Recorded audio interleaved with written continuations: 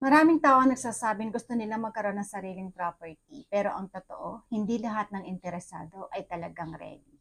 Minsan akala natin gusto lang natin bumili, pero deep inside, handa na pala tayo. Kailangan lang ng tamang clarity, strategy at confidence para makapag-decide.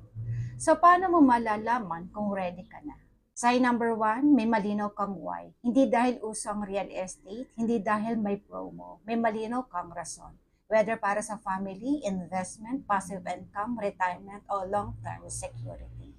Sign number two, alam mo ang tunay mong budget. Hindi lang baka kaya ko, kundi alam mo kung hanggang saan ang safe at realistic na monthly commitment mo nang hindi ka mabibigatan. Sign number three, long-term na ang mindset mo. Property is not just an emotional purchase. Iniisip mo na ang growth, appreciation, stability, at future value.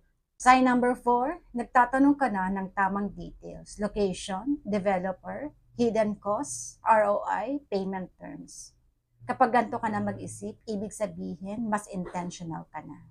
Sign number five, gusto mo ng progress, hindi lang property. Whether first home, OFW investment, or future asset, iniisip mo na ang security, financial growth, at mas matibay na future. Simple truth sa real estate, being ready doesn't mean perfect timing. It means may clarity ka sa goal mo, may strategy ka, at handa ka nang gumawa ng smart decision.